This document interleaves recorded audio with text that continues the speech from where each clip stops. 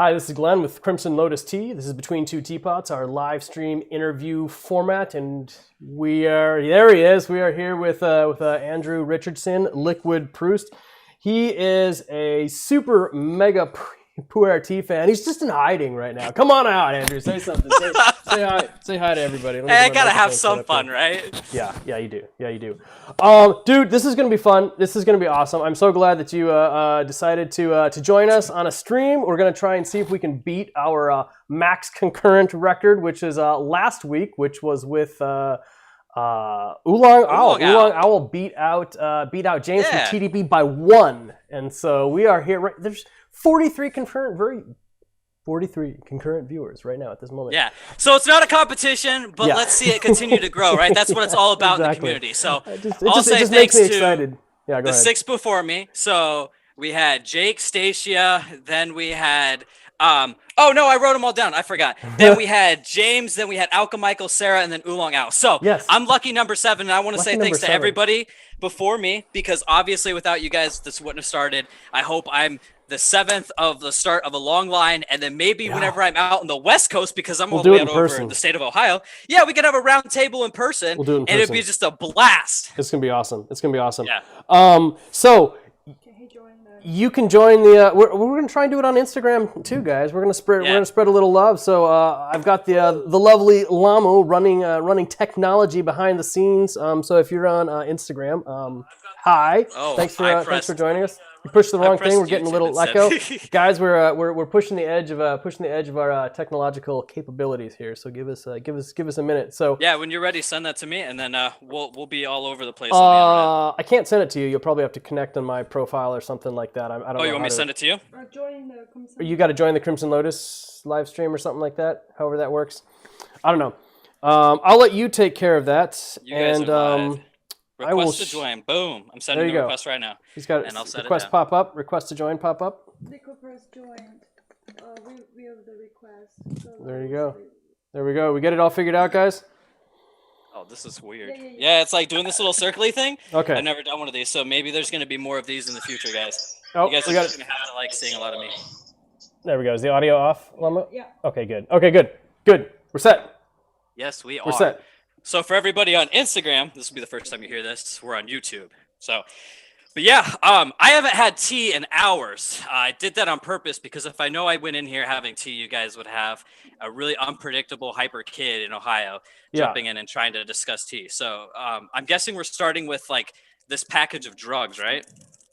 Go ahead and open that up. We may be getting a little bit of an echo. My technical advisor, Lamo, can't figure out how to mute the iPad, but we're working on it. That's fine. We're working on it. Yeah, I just turned the volume all the way down. That's what I did on mine. You can get the headphones over there and plug them in, Lamo. Or plug so I just get like this random package, right? It always reminds me, like, it's so sketch. So you don't know, he doesn't know what he's drinking today. Yeah, I don't know what I'm drinking, but you use like a whole wrapper on this apparently. I used an entire wrapper to wrap it all up. So that is it. That is what you are going to be. That is what you are going to be drinking. That is what I'm going to be drinking with you. Maybe you won't tell me. Is there any words on here? Nothing yet. Nothing. Okay, Nothing. Sweet. So you don't get. Okay. So all I need to know. I have different pots here. Is this a shung or shou? It is shung. And it's got some age on it. So, if you guys don't know, the very center of the back of the pu'er tea cake is the bing hole over it's called the bing hole, and maybe I don't even know. Were you the one who coined that term? I can't remember. I don't even know who coined that term. No, it's been called the bing hole for years. So there you go, right there, smack in the center of every single cake of pu'er tea is a nice big fat bing hole, and LiquidProust has made no secret about the fact that he loves the bing hole. So we're actually sharing a bing hole today, guys. I have the other half of the bing hole in my pot from the mystery cake, and I specifically went with a super heavily compressed one, so that we can have like a nice little session. We can work our way through it. But you guys, we've got like a backup cake like ready to go. Like if if Proust wants to jump on to the next one, if he feels this one's steeped out, we're going to do that. So let's actually get to steeping. You can talk about your teaware. What do you got? What are you going to be brewing with today? Yeah. So first of all, let me just apologize because when you said we're sharing a bing hole, I'm thinking 2 men, 1 bing hole. I know that's not appropriate, but guys, come on. How often do I get to say something like that? I'm sharing a bing hole with somebody. What are we? Probably like 800 miles apart. I don't even know. In all of my storage, I went and I found like the tightest bing hole that we had, and so this cake is compressed beyond all possible. You guys didn't know what you were getting into today, did you? So pu'er. So I didn't know what I was gonna have, honestly. So if you would have sent me something older, I probably would have used an actual pot. So since you sent me a bing hole, what I'm gonna use is actually gonna be a gaiwan. I know it's called Teapots, but I had a discussion with some people.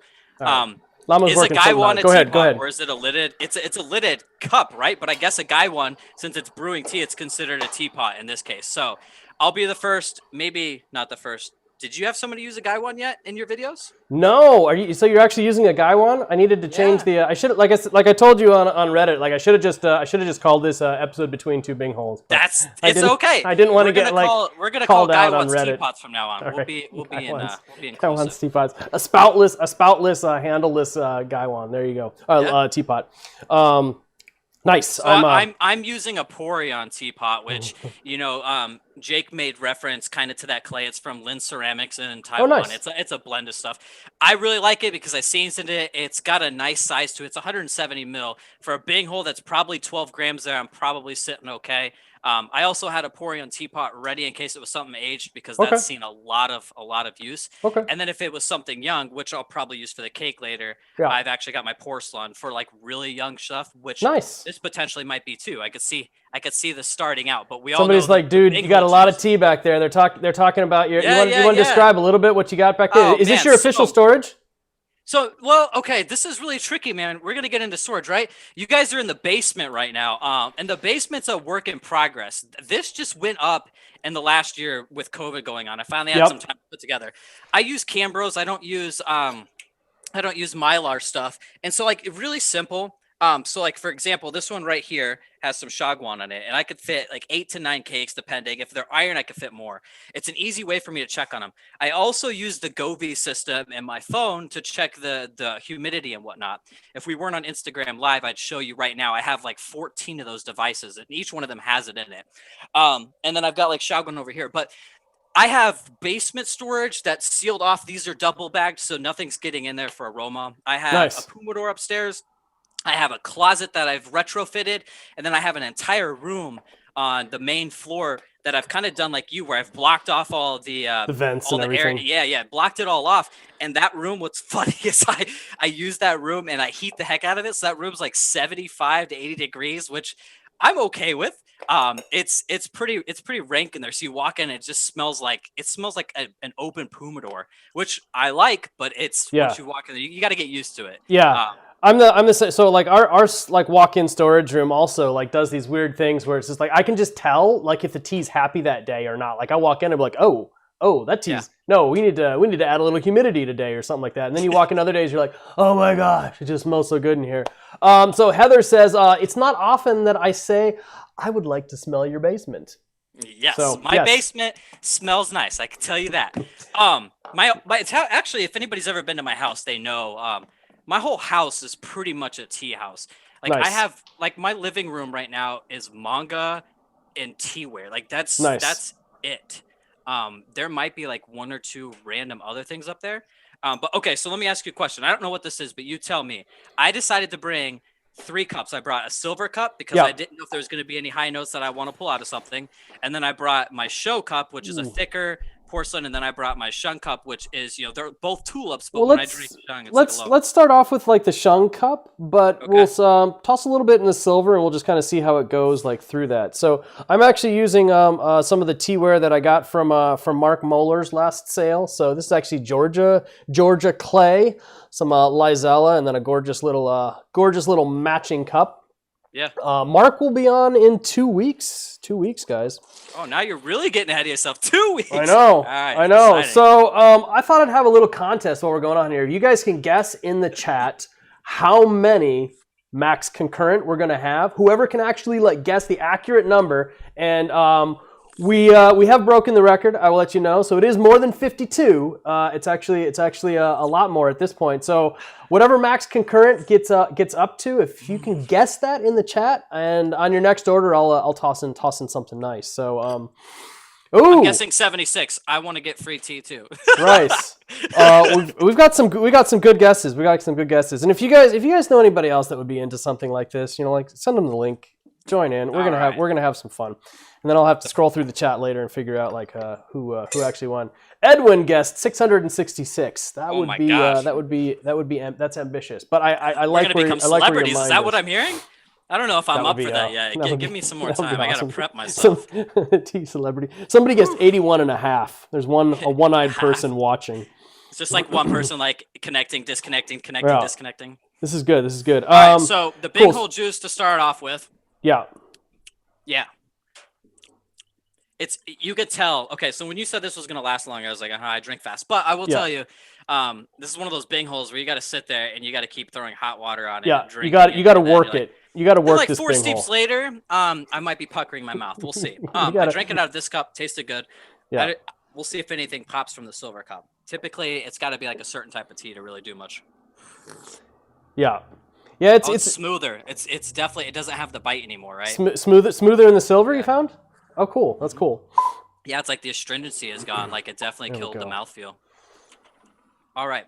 It's got some nice, little nice color there. So tell me how you got into tea. Oh man, so how far do we want to go into this? I've been drinking tea for many years. I would say like seriously drinking tea would be 2012. Now, okay. We'll get controversial here and we'll say pu'er is the only real tea. That would be 2015. So if we get into like Gung Fu Cha versus pu'er, right? Yeah. The way I got into it's kind of tricky. I was trying to decide what I was going to do with my life that can carry on for many years, that I could help discover myself, hone in on things, and then reach other people. So it had to be like a hobby, right? Yeah. So I thought through a lot of things. I thought about like, what about mountain climbing, rock climbing? What about beer, wine, cooking, all this stuff? And everything that I came up with was like, oh my gosh, this is going to get really expensive. And then for whatever reason, somehow I just started buying tea because I was reading for college, doing my bachelor's, and tea just kind of like already goes together. So it's like some pictures back in the day that like when I was reading Alan Watts, where I got like, I got my mate gourd and I'm sitting there reading Alan Watts with longer hair, looking like I'm a philosopher, like, and when I'm really just this young little kid trying to figure out the world. So that's essentially how I got like my feet wet in it. And this is back in the days when like Steepster was actually up and going. So there was a lot of chatter about people discussing like blends and stuff. So, RIP to Boutique Teas. But when they went out, everybody knows I was like, man, everybody misses these blends. I got to do something. So then eventually I was like, why don't I take the artistic side of what I'm doing, throw it into blends? But that all comes to like the whole, LiquidProust thing, which I threw some little random things. Like this is Swan's Way, which is Marcel Proust's first book in a series called In Search of Lost Time, right? It's hard to get into a discussion about that. Really intense, but I was basically up on top of an area reading that, and then Marcel Proust really spoke to me. And then I thought, back to him explaining things, it was like the Proustarian experience, right? So it's through your senses, because before science knew this, he talked about how the sense of our smell and the sense of taste can recall memories in our minds. So I was like, oh, this is super awesome. And so for me, tea became that liquid experience. So LiquidProust. Gotcha. It was definitely better than Moist Marcel, right? Right. So we got a couple comments here. Torn Ham says that pu'er is the only real tea, so he agrees with the three of us. I certainly have had enjoyable experiences with other teas, but really when it comes down to it, pu'er tea is the only thing that I really want to drink. And thankfully, pu'er tea has such an incredible diversity in it that you could probably get most of what comes from all the rest of the teas combined inside of the sphere pu'er. Philip Neitzel says, "Holy crap, are you me, Proust?" So funny you guys should say that. I don't know. Maybe it's just me, but Andrew looks just like what I looked like in my early 20s, and it just weirds me out every single time. Like we do like a live session, it's like I'm looking into a mirror of what I was in my 20s. It's like it's the funniest thing. I don't know. Maybe it's just me. Maybe it's like something around the eyes, the nose, or something. I don't know. Let's see. Jugpan thinks we're drinking 2006 Troublemaker Shung. Any guesses? Well, if you know Troublemaker Shung, you know that it's got no bing hole. So it was pressed. It was pressed as a cake. So it is not Troublemaker, but it is a good guess. Yeah, this is too feminine to be Troublemaker. So Horror Rex says that the Moist Marcel trademark is still open. If anybody wants it. Y'all can take that one. Go for it. It's like that's all yours. It's all yours. I've had to think through a lot of this stuff, so I got a lot of things running through my mind. Nice. You know what? What's interesting is when I have this in the silver, because it takes away that astringency, it's a weird characteristic that comes out. When you think of a tea like a shung that has anywhere that's below the lowest that you can have for a texture in a tea, and you take out the bite, it almost makes it creamy, which is strange because it starts to mimic aspects that you would associate with the shou pu'er, which I would never really say a shung is creamy, but I also don't drink out of silver much for this one can certainly get creamy, and I'm pushing these early steeps like a little bit longer too, just to get it open. In chat here, Golan Strong says relatively new to pu'er, have a lot off of Crimson Lotus tea. LP would love to get some stuff from you, but don't know where to start. So you're actually really good at helping people get started with pu'er. Do you want to talk about that? Oh yeah, so like funny story, so we're gonna have story time here for a moment, and you guys will probably enjoy this. Hopefully, somebody also wants to. Could you run up and give a close up of your teapot? Somebody wants to see what you're. Somebody. Yeah, well, they want to see the. And then we'll do this. Yeah. Go ahead. We'll run all this through. So I got a lot in my mind right now. Okay, so I'll show you the pu'er, and then at the same time I'll show you my shirt, and then I'll come back down, sit down, and we'll talk about introductions to pu'er. Yeah. The LP style. All right. So this is actually, that's the pu'er. It is unglazed inside and out. Can you guys even see the steam? That's gorgeous, man. The top is there. But now, while we're here, Alka Michael, thanks for the shirt. It says LiquidProust on it, and it's got pu'er, guys. Okay, Akira Toriyama. Let's talk. We're gonna go off the rails here. Dude creates an animation Dragon Ball and includes a character styled after pu'er. Guys, this is in the 80s. Yeah. Do you know how many people in Japan even had pu'er? Like, anyways, pu'er. Where to start? The year is 2013 or so, right? It might be 2012, 2013. I get it mixed up. I go on eBay. It's one of the first places people who get into tea tend to find stuff cheap, right? We all fall into that same mistake at some point. Now it might be Amazon. 99 cents. I get 100 grams of these little tocha things. I'm like, yes, 100 grams of these little things. Yeah. Take it to the cafe in college, and I brew it for 3 minutes like it says. And that was literally like drinking horse manure. It was horse manure. They're horrible. I can now say I've drank horse manure. I can't believe they sell it, but they press it into these little things.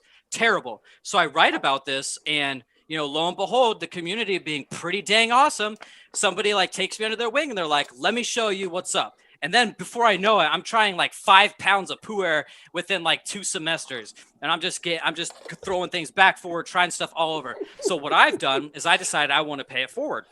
So I start up, these beginner packages things. So the first year, and like group buys was something that I did early on, right after blending. It's just something I've been really passionate about. Yeah. And I put all these beginner packages together, and without people, let me tell you, like just here recently, I thought I was going to be done after 5 years. Nope. I guess I'm just so darn busy. I love doing it. I love sending it out. There's something about growing the community and seeing people happy and enjoy this, because this to me increases the quality of life. Pu'er is not something you just jump in, have a hobby, and just drink. Yeah. You're like, oh, okay, drink. No, this increases the quality of life, the way that you think about things, the way that you engage with it, every aspect. So I start these beginner packages, right? And it's $5. I ship it to you. And my goal is to send 100 grams. And that typically has a wide range. Now, people really stepped up last time. I got cakes from Taiwan, Hong Kong, US storage. I got old Dai stuff. I got old like Lao Mena. I got insane stuff that's better than what I drink sometimes. It was pretty sweet. You got a lot of really good stuff, a lot of really good diversity, and that it's kind of like the counterpoint to like our business, because the way we've set up our business is like we source new stuff. Like I don't really deal hardly at all in old teas, except for like ones like this or a few interesting ones here and there that I find. But we're almost entirely focused on like our blends and like our pressings and like our pickings and our makings and stuff. And so Some people, like may think it's weird that I've got somebody else on who, like sells tea, like it's some sort of, like competition or something between us. But like, I think we each have individual focuses and niches, and you've got a pretty amazing capacity for finding really, really cool stuff. Yeah, I mean, the way that I approach everything is I try to imagine myself as everybody behind the screen that I'm talking to. Yeah. Because since it was done for me, like this so like a real big background on this without going into too much detail. When I was younger, I was, just based off of the things that I did, I was conditioned to go out and do missions and help people, right? Yeah. And so like eventually I become an adult and I'm not doing that as much. Like I'm just so used to it. It's ingrained in part of who I am is to help give back to people. And I'm in a pretty good position in life. So like this is something that I take as a passion. It was done for me. I know exactly how it feels. If anybody's ever swapped tea or received free tea, it's such a great feeling. And that's how all my other hobbies started too, is because you basically, when you entrust somebody else to send you stuff that they've kind of went through and found to be good, you start off on a really good foot. And that's where the community helps out so much on this. And even though we might be, both vendors, we can coexist. And yes, we fill different spots in that market, which is a beautiful thing. I would love to see this, happen more and more, right? So when's your next group by? Some people are curious. Well, so I have my own Discord and I'm trying to figure out like all that stuff. So there's the T Discord, that I have like my own one. Yeah. The stuff that I do, I'm always juggling like 15 projects at once. It's not like one group by here, one there. Yeah, it's like, no, I'm doing like, I'm doing like 50 things at a time. And people are like, oh, I didn't even know you were doing this. And I was like, I didn't know I was doing it till like 10 minutes ago, but it's already started. Yeah, I mean, that's what you've got to do. I mean, we're, like always working, multiple months ahead on all sorts of projects. Speaking of projects that take a long time, another thing that you and I both have in common is we like taking pu'er and shoving it in rum barrels. Oh, yeah. I believe I see some rum barrels in your room there.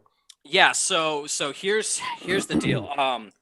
So here's what we're gonna do. Let me show you guys this. My chair today is the original rum barrel here. Nice. Okay.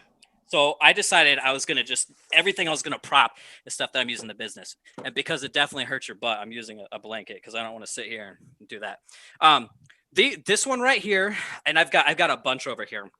This is going to be a big project of mine. This is a completely 100% rye barrel. Okay. The smell on that it almost knocked me out. I don't know if you've ever smelled them like the day after they up them. That was intense. I opened it up, put my head over it. Probably a bad idea. All those gases hit. You probably got drunk like from the aroma. Yeah, this one right here, this is a 50-gallon barrel, and I'm going to just adjust it. Somebody commented that you're picking up those rum barrels like they're cardboard boxes. You must, do you lift, bro? Well, that one, so this is pretty funny. This one right here, if you guys were to try to guess how much it weighs right now, you'd be surprised. Then if you try to guess how much you could put in it, it's intense. Yeah, so like if I stand, this thing's like 3.5 feet tall. It's not small. Yeah. At the same time, I can fit well over 300 cakes in here, well over 300. But I don't have that kind of liquid to like put that much in here. Hopefully in the future I can. Yeah. I started off with 200 cakes, which 200 cakes in a barrels is. So you put cakes in the barrels, not loose? I have both. So, you have both? Okay. Okay, so I haven't announced all of these, but I actually have a barrel over here that's full of more of a dark chocolate black tea and a rye barrel. And the reason I'm doing rye is I want to take a spicy rye with dark chocolate, and I really want to see those come together. At the same time, I took the remaining Laumen black cakes that I had, put that in there. Then I've got two different things going. I got Lao Chateau sitting in one, and I put I put 6 kilograms in there. It looks kind of funny. For those of you who don't know what Lao Chateau is the stuff that gets all chunky at the bottom of a wet pile fermentation for pu'er. It's like, when you've got, like a couple 100 kilos of pu'er, like sitting on top of itself, like it creates this compression down at the bottom. Like if you're not constantly stirring it, and even if you are, like these big, huge, chunky nugs form. And so we sell those on our site sometimes. They're tons of fun, honestly, like these like chunky nugs, because you can steep them forever. They're usually a little bit more mellow than the rest. So you've got some dank nugs. Yeah, so I was pretty thankful to be able to do this. I like Lao Chateau a little bit more than just loose by itself. It has more of a texture. It can bring out some chocolate milk notes. So I love Lao Chateau. I was thinking chocolatey instead of woodsy with the rum barrel, because woodsy and rum, those are bourbon barrels. I'm sitting on a rum barrel. I'm doing a lot of barrels. I also have started to get in touch with kind of these distilleries to where I have access to barrels that I guess they're doing for other companies that's not their own productions. Okay. That when they dump them, they have to get rid of them, which is cool. So I could buy them off them because typically what will happen is crafters will buy them and make tables and whatnot. Yeah. You guys are real cool with me. So I'm looking forward to it. So it's kind of like a little collaboration type thing where I'm now picking up quite a few barrels. The first time I did it, I brought my car thinking I could fit this in here. No. I didn't know what a 50-gallon barrel looked like. And then we were like, that's not happening. Yeah. So here's an interesting factoid about rum barrels, post rum barrels in North America. Tabasco, all Tabasco is made in Louisiana rum barrels, which I thought that was pretty awesome. So when the rum barrels get done with rum, toss a bunch of chilies and water and salt in there. 6 months later, you get Tabasco. It's always fun to brew a big hole because I'm sitting here and I flip it over and I'm like, what are you doing? Still working that one. Yeah, I figured you'd have a little fun with it. So by the time like the notes change, then eventually you get like a fresh redeveloped, like it just comes back to life once the middle opens. I'm gonna practice not cracking it. Normally I would just take my fingers and snap it open and say, open up. So we got a ton of people in chat, which is awesome. Lori Dawson is here. Lori Dawson is a huge Northwest tea person. If you guys have ever been to the Northwest Tea Festival in Seattle in the fall, you have definitely seen and had tea from Lori. So Lori, thank you for joining. It's awesome to see you on here. She loves the nuggets and she likes everything that you guys do. So if you guys actually had pu'er tea for the very first time from LiquidProust, mention that in the comments. I'd be curious to, and if you had pu'er tea for the first time from Crimson Lotus, I'll also mention that. It'd be kind of fun to see where we get our stuff from. So I just realized I didn't answer that dude's question. Sorry. You asked what to get from me. That really depends on you. So I'm not trying to promote my stuff right now. Yeah. But like right now I have a 2018 Jingu cake for $20, 200 grams. It's really inexpensive if you're new to pu'er. That would be a good deal. It'd be an easy grab. Yeah. I've got, the little Shog 125 gram discus from 2016. Nothing special, I'll be honest. But if you want to understand kind of what young Shogwan's like for just an inexpensive price, and you can stick that away and store it for years and it'll turn into something better over time. Young Shogwan is a great buy it and forget it tea. Yeah. Yeah. Absolutely. Yeah. But ultimately, I mean, whatever strikes your fancy. My shop is frequently moving. I don't buy like a quadrillion of something in stock and have it there. It's like I'll have something 2 weeks later. It's something different. And that's because ultimately, like I'm drinking this stuff too. I buy stuff that I'm gonna drink. I'll drink it. You guys are drinking it. I'm a big person on buy it and drink it now. Yeah. And even though you guys sell young stuff, you guys have great things to buy now and drink now. But that doesn't mean that it's not for everyone. Like Slumbering Dragon's like one of my all-time favorites, but for some people it's gonna give them diarrhea. Sorry if that was too much for people, but it's true. Like that stuff will wreck people's stomach, and I've seen it happen. It can work through. So yeah, that's an interesting thing. As you know, as a producer of tea in our position, I want to get things that are accessible now, but will also age.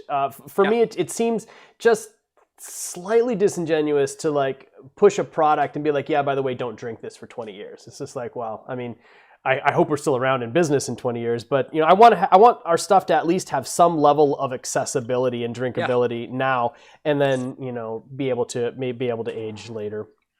That's the Crimson Lotus tea way. So we got a lot of people in chat that had their first tea from you. A couple of people that had their first tea from us. So that's really awesome, and it's great what you do with the beginner community. And so like if people want to find out about your group buys, is the best thing? Do you have like an email list, or is it jump on your Discord, or what's the way to get in onto those sweet deals? Yeah, so I know this sounds crazy, but like it's the day and age of social media. I gotta be honest, man. Instagram's probably the biggest platform I use, but my Discord is really great too. The people there, they're not like, they don't get anything from me, but they're pretty helpful because there's some people that are just in the know and they want to be helpful, right? Yeah. So if you want my Discord, it's not public, it's private, so you could just shoot me a message.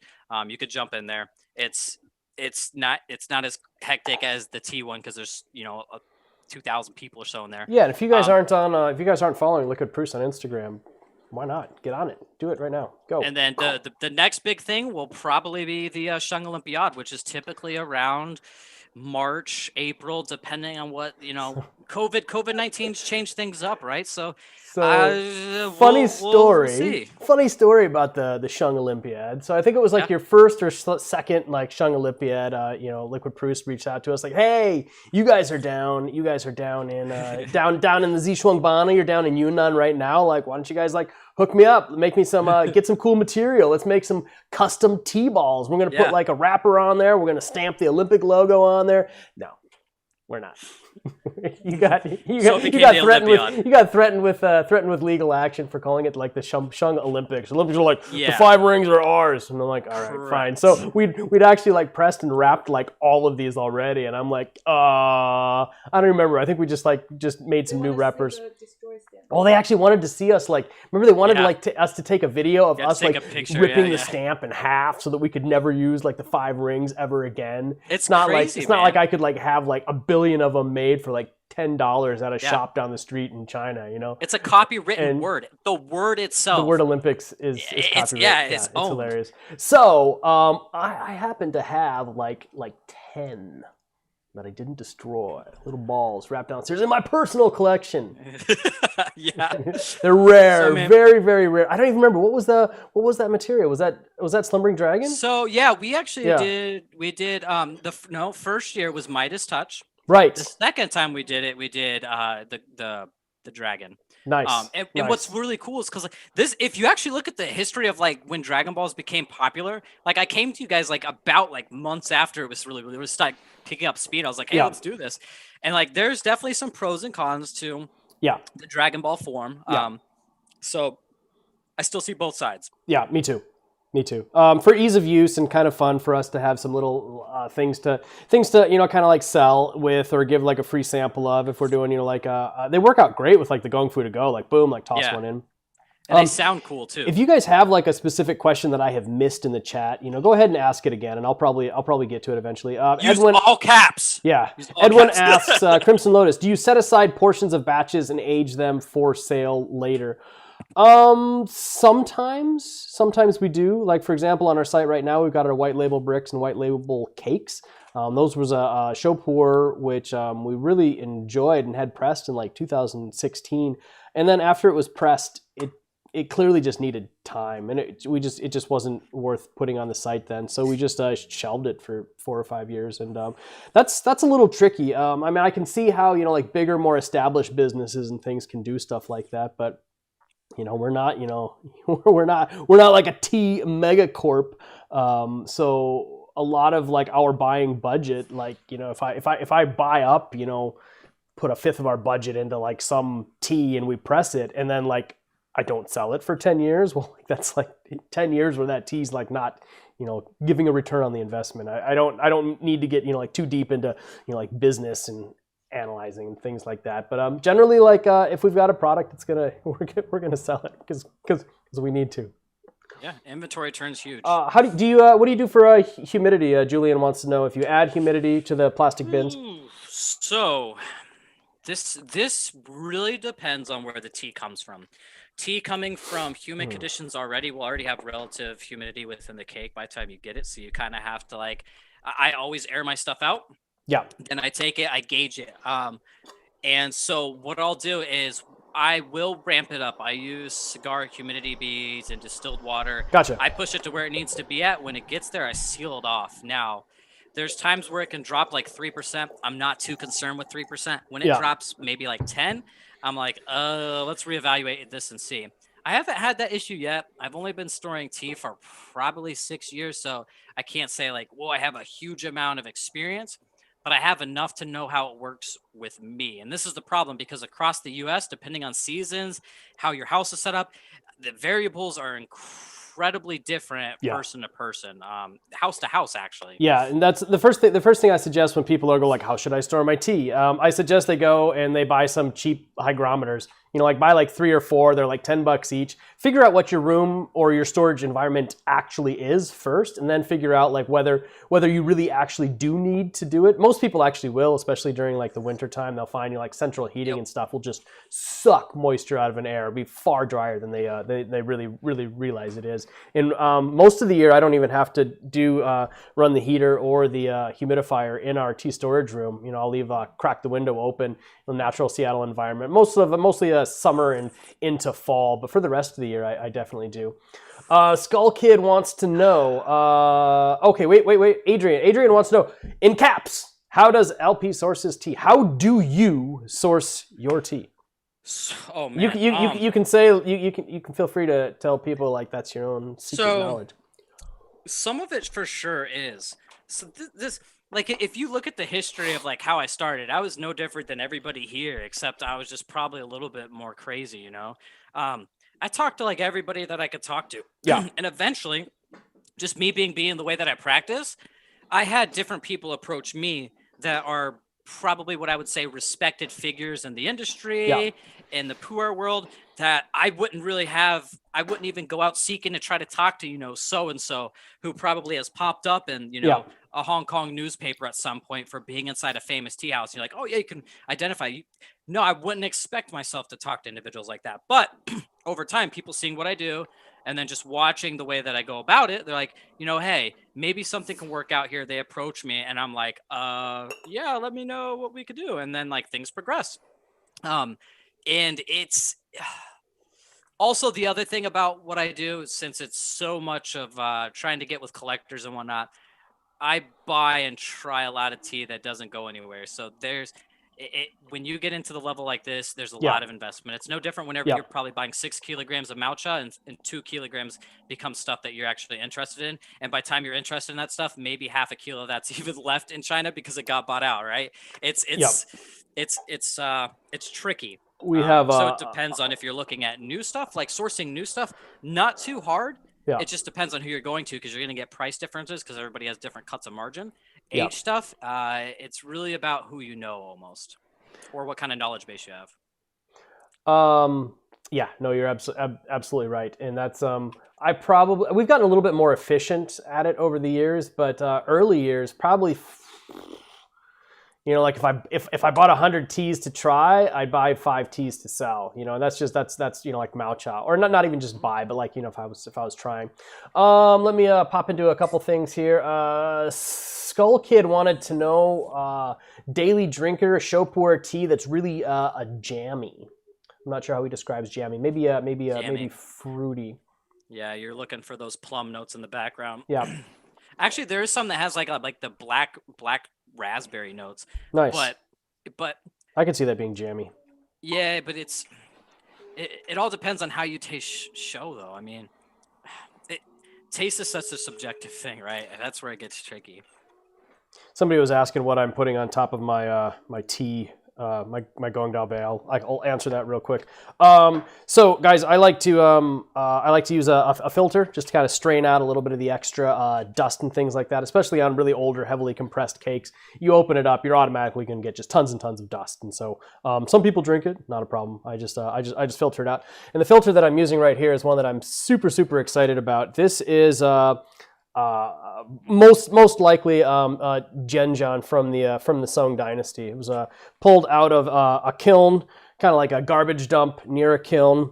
Got these modern archaeologists, kind of Indiana Jones style, sneaking into there in the middle of the night, digging through these old like garbage dumps near where the established kilns were, finding like old broken bowls. So this would have been like a bowl, but potentially around like the 11th or 12th century. And then it doesn't work as a bowl anymore. But what they'll do is they'll take and they'll punch a hole through there. They'll drill a hole through there. They'll stick in like a quick, simple filter and things. And still pretty cool. I've got a handful of these. Never been able to get them independently verified, which is apparently really tricky to do, trickier to do than I thought when I actually bought them. I've worked with a couple different ceramicists in China who are like, yep, it's definitely Song Dynasty stuff. I'm like, cool, can I put your name on that? Nope, absolutely not. And I'm like, so really cool. Regardless, yeah, it's either really old or incredibly well made fake, which modern Genjan goes for such incredible prices now anyways. It doesn't really seem like somebody would go through the effort to actually like, because it would take an incredible amount of skill to actually fake it to look like that. Anyways, that is what my filter is. Again, if I'm missing questions, Ro wants to know like what temperature do you store your tea at? I'm careful, right? I think I'm probably right at you. I think the golden rule for me is 70-70. But to be honest, like right now is the winter, so it's like 67 Fahrenheit to 69 Fahrenheit and about 65 to 69 humidity. And then in the summer, it'll be like 72. So my average throughout the year is about 77. That's about what we do as well. 70-70 is what I hope for. It gets a little bit trickier to keep it all the way up to that during the winter time, but that's about what I go for. Somebody was talking about, let's see. Jugpan wants to know any weird pu'er tea that you would never sell. I'll answer that first. Sure, yeah, we get weird tea all the time. Like I'll be trying some stuff, and it's just like, man, this is just. It'll be like really interesting, but like maybe like the weirdest one was like this Kunlu farmer just like gave me like this bag of like matcha that he had just had sitting in his shed or his house. I mean, there's not much of a difference between a shed and a house back then. They've got nice houses now, but and it's like it was like, you know, like Huangpian, like old tree like Huangpian, and like it tasted so specifically unique. It tasted like a cat had took a piss on a bushel of freshly picked apples. Like both of those things were just clear in my mind, and I'm like, this is an amazing experience. But like, I can drink my cat piss apple tea. No, I bet you somewhere in the world somebody has drank kombucha once and said that exact phrase. I bet you they were like, "This tastes like cat piss, fresh apple." So what's a weird pu'er tea that you would never sell? Oh, you know what? I've definitely come across some that are not good. I'm not a big fan of like white frost stuff, but some people swear that it's okay and whatnot. So if the certain conditions of how it was stored wasn't great, I'm definitely leery on that. You're talking about like storage. Fungal fermentation that's actually growing on it, because that's somebody's got the next question about that. So you had some like that that's just a little too funky. Yeah, people say, and I'm like, they'll be like, oh, it's white frost, it's not mold, it's okay, this is normal. And I understand the sides of the argument, whatnot with Hong Kong whatnot, but the second I see my leaf has something that's not from the leaf growing on the outside of it, I'm like, I'm good here. Yeah. I'm good here. I do. I'll do some of the. Like the golden flower stuff, Jinhuan things can be kind of nice. Somebody, so Adrian actually wanted to know how much we care about the microbiology of our teas. Fermentation can be scary if done wrong.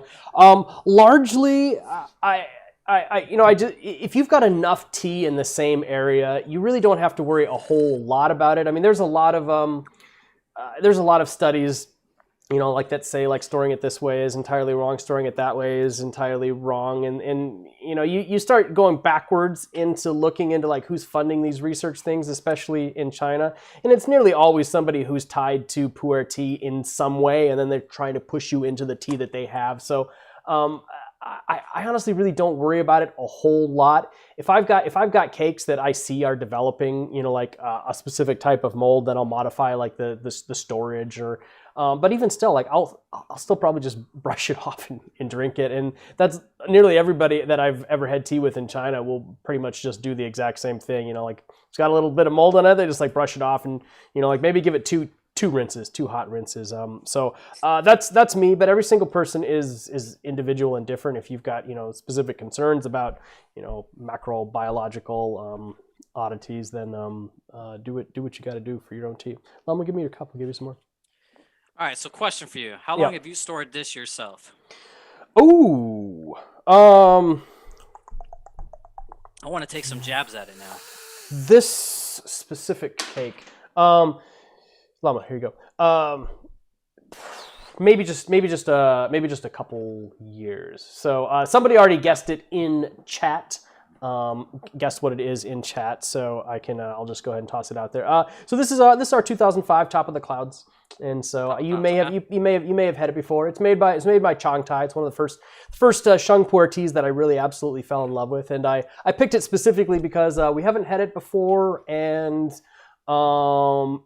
It had the tightest Bing hole. That was it. Those are the reasons. Those are the reasons. The reasons why I chose it. And also, I wanted a tea that could kind of like last a decent amount of time, so that we weren't, because I knew you were going to be powering through it. And I figured, if I got a tea that can take a little while, then we can kind of just work our way through it. I'm going to open this cake up here in a moment, because I feel like I got some good vibes on this. I want to get some like fresh shung, because I could tell this has age on it, right? But I want to get some fresh shung, right? So you're gonna pop it. You're gonna pop into some fresh shung. I'm gonna try to see if I can get some ASMR, like me cracking this cake. Y'all want to hear that, right? Yeah. I don't know. You guys can. Oh yeah, it's just like, oh man, this tea, it smells so good. So what is this? KXQM. KXQM. Kunlu Shan Xiao Xiao. There's like a radio thing on it. What's that? I know. Where's my cake here, Lambo? So I like to acronymize. Is that a word? I like to make acronyms out of all of our teas. It makes it a little easier for me. Like on the bottom of like a tong, it'll be like SD, like 18 SD. I know is our 2018 like Slumbering Dragon. So in my head, in like top of the clouds. Here we go. There you go. You got a sticker. Tiny. Nice. Top of the clouds. I don't even know if you can see that. In Chinese is a Yun Pu Jidian. My tone is absolutely horrible. I apologize if there's any natural Chinese speakers on here. YPZD is how I acronymize it. So this is the label right here. And so the more I kept calling it KXQM, the more I kept imagining it as like this. Like there we go. Yeah. I have to step over here. Yeah. This smells like it's gonna get me going, and this is good stuff. So I know you've got a fondness for the Kunlu Shan material. So I know you've had some of this stuff before. So I kind of had a little fun. Big letters right here. That's cool. Yeah, I kind of had a little fun with it. It sounded like a radio station, Radio KXQM, the voice of the forest, streaming straight from the peak of Kunlu Shan. Tune in and steep out. I've been having more fun, like using bigger portions of the wrapper, but people don't know that unless they actually like get the wrappers, Yeah. This, Top of the Clouds is a first purchase for Red Fraud. Still have some. Top of the Clouds has just been the best. Just been the absolute. It was the first tea that really just like bam, just like hit me. And let's see. I'm gonna grab a new teapot. I'm gonna use a little teeny one that I haven't used in a long time. Look at this little guy, little cutie. I'm putting like 15 grams in here. I don't care. Go for it, man. Going in. Kunlu can take it. Kunlu can take it. I really love Kunlu Shan. I mean, Kunlu Shan is where Slumbering Dragon comes from, and so this material doesn't taste anything like Slumbering Dragon, which is interesting. People are always want to know, like, well, what does that mountain taste like? It can vary. It can vary so much. It really can. That's one of my favorite things about pu'er, though, is that you can't say all Yiwu taste the same. You can't say any region tastes the same. It's very different because it's not only about like how long it's stored, where it's stored. It's not just about the season, when it was picked, what flush it was. Yeah. There's so much goes into it. It depends on how many different hands touched it and what did those hands do too. Processing and everything. Crazy. One of the first teas that we did in 2014/15 was the exact same Bulong material. We called it Elder and Younger. We had Bulong material that was made by the kids in the village. Exact same garden, exact same trees. Kids in the village made one batch, like same day, same picking. All the variables were identical, and then like their parents who've been doing it their entire life did it as well. And those two teas taste entirely different. It's just like the way the skill of the Wodway. Somebody's asking about my Top of the Clouds. Is it entirely Kunming stored? Our Top of the Clouds has actually had a mixture of storage. Probably the first decade had some nice, humid Guangdong area storage. We sold out of all we had stored here in Seattle. We've got a new set that was stored here, but it's been mostly dry stored since then. Yeah. All right, so this has like this like citrus note, which I haven't had this before, but it's like kind of perfumey. I doubt that'll go into the taste, but if it does, I'll be impressed. But it does smell really. That's the dry aroma. Yeah. Now, this is why you guys need to smell it before you steep it. You get interesting stuff. Well, so let me ask you a different question on a whole different subject. So the other day I was sitting here and I was thinking, like, let's just imagine Gushu is 1,000 years, and we're just throwing out random numbers. This is not a good discussion. That's all that great to have. But I want to know if somebody's ever tested 999 years versus 1,000 years, and I want to know what that 1 year difference makes during that clock. Because what if they say it's 300? What happens between 299 and 300? Like, it would just be really fun. Yeah, no, there's I have a lot of fun thought process like yeah. this. Like today I was thinking about hard sci-fi and pu'er, and we could talk about science fiction and pu'er. There's a lot of areas to discuss on that too. I'm waiting for like the first sci-fi that really like pulls some sort of gung fu into it. Like I think it could really fit in a lot of the new sci-fi. It could totally have fit, like into the like Cyberpunk 2077 scene. You could have had like some like Chinese like herbal tea shop kind of thing. Funny story. All right, so not Cyberpunk, but what's the other one that came out of Seattle? Cyberpunk-ish. Somebody in chat is gonna like come up with it. Like Seattle. Cyberpunk RPG, Seattle-based, but they had magic. It was magic and I know somebody in chat. It's like right on the tip of my tongue. Fictional or non-fictional? It's an actual RPG game, right? It's an RPG game. Shadowrun. Yeah. So Shadowrun, the RPG, the Cyberpunk / magic. If you have ever been in a modern traditional Chinese medicine store in China, it is like you are walking into Shadowrun. So you walk into the front booth, and like there's like ladies like immaculately dressed. They're at their computers. They're sitting there, super high tech. Like they're sitting there, like they're checking you, and then you get this, and they give you like like fancy little printout. Just comes out. You walk around the corner to hand it to the prescriptionist to make it, and the prescriptionist is like 20 dudes in like lab coats just banging roots on tables with hammers, like floor to ceiling, like little tiny like drawers, and they're like scroll, and it's just like this perfect mix of like old magic with like modern technology, and it's like straight out of Shadowrun for in my experience. What Bing hole are you showing right now? You showing this little cake's Bing hole? Oh yeah, there we go. This one here. That's not 200 grams, is it? These are 250. These are 250. That was top of the clouds. It's just I was really. About to say you either got like really tiny hands. Okay, now I'm thinking like I got this little cake like. Oh no, that's yeah, that's this one here. And these ones are only 100 grams. 100 grams. All right, there we go. Yeah, see, there we go. That refreshing, that bite, the nice crisp. There we go. I gotta get caught up. I pushed through another long steep of the top of the clouds. Lamo. Here we go. Little tea from my tech lady. I watch all your videos because obviously I got to do your research. So everyone's gonna ask you this question: when can we get that 7-day-old matcha? We want 2-day shipping like Amazon Prime from Yunnan. That's impossible, right? Yeah. We could probably do something interesting with like some vacuum flash packing. Freeze it or no? We'll vacuum. Yeah, there you go. Something like that. So what he's talking about, guys, one of the things that really fascinates me about the hunt for pu'er tea when we're actually in Yunnan is there's just something. You go to certain mountains and you just get this amazing experience that only exists like inside of the first week with pu'er tea. And it's some of like the best experiences I've ever had. Like this tea high is something that I chase. And I don't know if it has to do with like the tea is just, I know it's still like vibrant and alive, but like a week later, it's just gone. First time I had that was like this tea in Iwu. We had picked it just, like small arbor trees, like nothing fancy, but it was just growing really nice. And there were like these beautiful flowering trees like on the edge of it. And these flowering trees had this very, very unique aroma to it. And you could smell those trees in the tea. And it tasted like you were drinking like an orange creamsicle, like just absolutely just this vibrant, like essential experience. And then like a week later, it was just gone. Horror Rex wants to know, are Bing holes kid friendly? Sure. Just keep your kids away from the tea knives.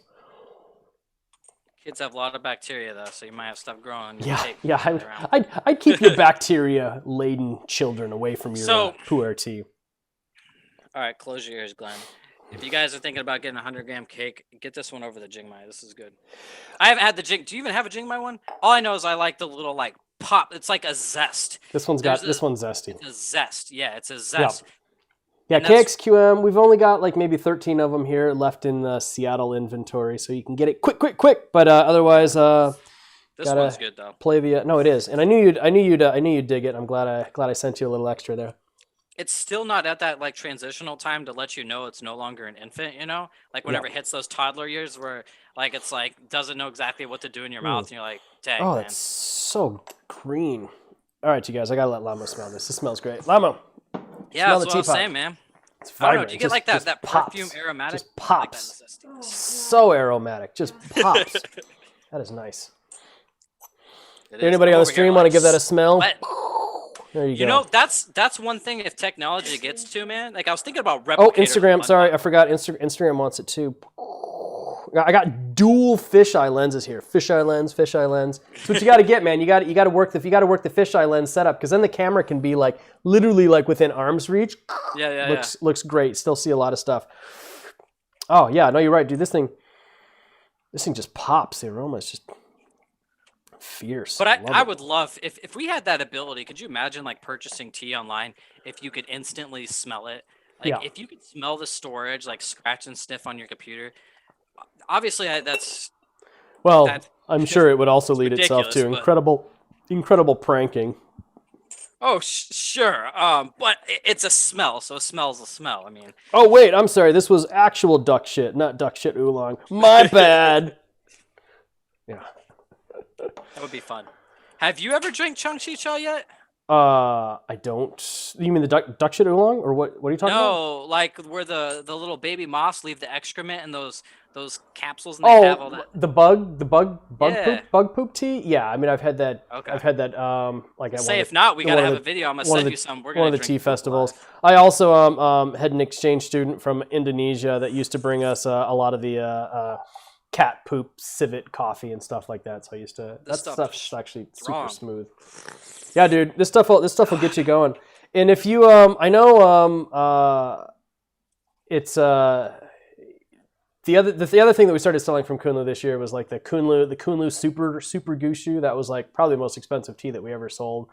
$4 a gram or something like that. Is that what it was, Lamu? I can't remember. It was that was pretty pricey. The Kunlu Gushu, like $4 a gram. Good Lord, man, that was a crazy good tea. Super Gushu. You know what? Still, probably the best tea that I forgot from you guys was that. Oh, it's so thick. What was you guys had a goyulin cake in 2018? The Iwu goyulin, that was nuts, man. Yo, that's a cake that I could bust out some PG-13 language when I'm drinking. It is that was extremely good. And because the way that I am, you guys probably saw me do this. I bought it and then sent it to like 12 people. And that's right. You did buy, because we only pressed like 4 cakes of it, and the rest we sold as thing. I was like, I was so excited that you got a cake of that. I just like when I see small things that come out, I want to see more people trying it. And that's where it comes down. Like I buy these larger cakes of like really fancy stuff sometimes. And I don't want one person that could like, oh, can I buy this cake? And I'm like, I'd really like to share this and split it up and have 30 people try it, because it's probably an experience that they won't get to try again. Tea is meant to be shared. It is absolutely meant to be shared. And that's one of the things that we've really started enjoying about these like live streams, these live chats, because like it actually feels like I'm having tea with people again, which I've deeply missed. I've got people on here, like Patrick Penny popped on. He popped on to say hi. He used to stop by and have tea with us down when we were doing Friday afternoons at Phoenix Tea, the FAP tea. Oh, I missed it 100%. It's. Yeah, no, tea with people is how I just events, like my right? life. Yeah, what's weird is I'm like an introvert, but like after getting into tea, I'm like an extrovert, right? Like I get my energy from sharing with people. It's weird. Dude, I can tell you, like a few years back, we had like 9 people in my house breaking up. We broke and did like 4,000 samples in like 12 hours with like 9 people. It was insane.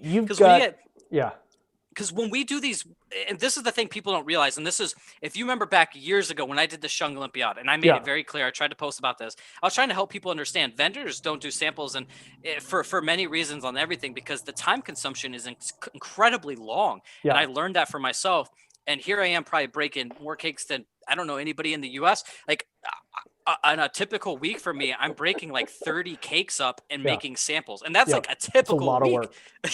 So like the Shung Olympiad, we'll get like 300 packages. Last time it was only 200. COVID made it a little small, but like 200 packages, and there's easily like 12 samples each. There's like 2,000 samples. They really don't know how much work it takes to do that stuff. I mean, a lot, like for example, like when we're trying to do samples of Top of the Clouds. I got this here too. Is so hard. Oh, see that actually really helps. That's smart. You got a big pair so I wanted to show you like how big. Like so, here's my forearm. This is how big this thing is. These are the chompers. This is what you use to like cut open like full cakes. That's what you need. That's actually. But I mean, honestly, like you get the right forearms. You just start snapping them and snapping them. And this is where people learn how ugly like broken cake stuff looks like, because it's gonna look pretty. Oh, ugly.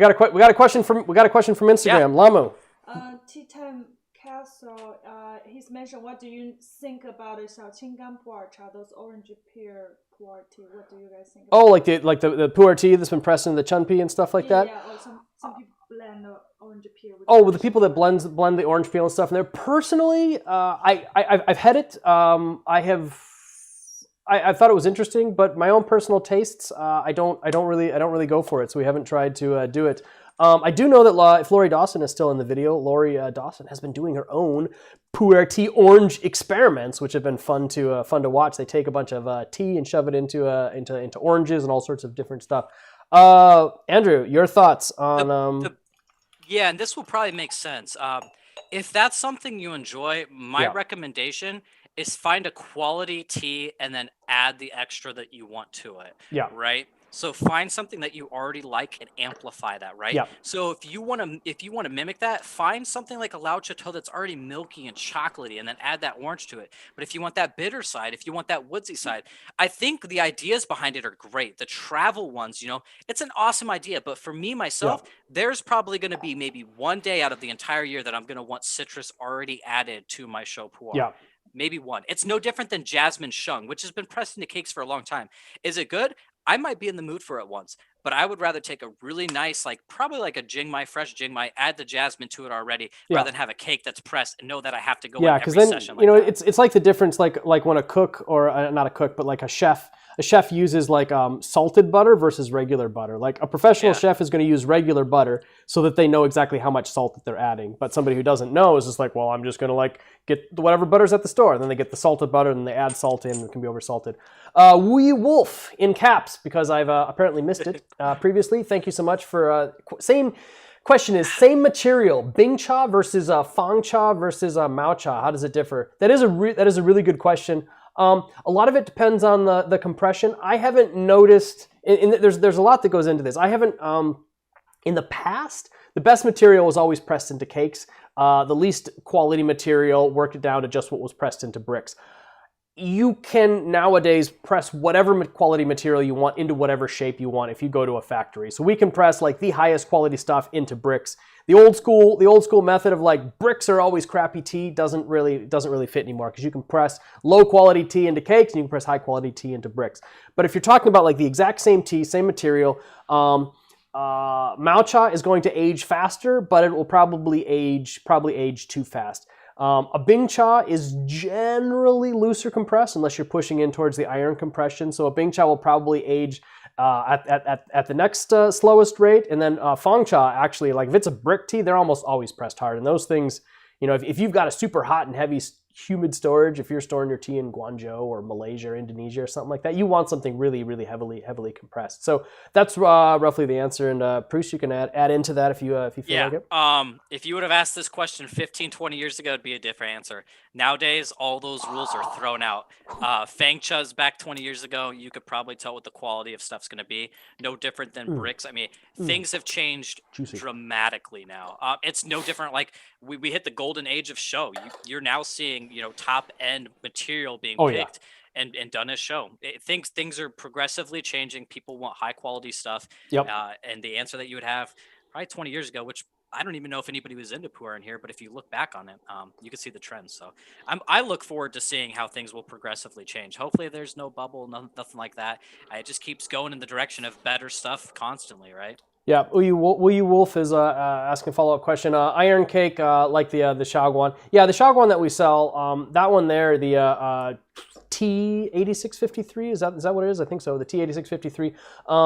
That one there is perfect to buy and store hot and humid for 30 years and forget about it. It'll be great, because it's just so heavily compressed that it starts to it actually starts to create its own micro seal even in the cakes. The stuff on the outside gets aged faster, and so you can actually kind of break off what you want. If you're going to do it, you can kind of mix young and old, because it's so heavily dense that it'll take decades to actually age straight through.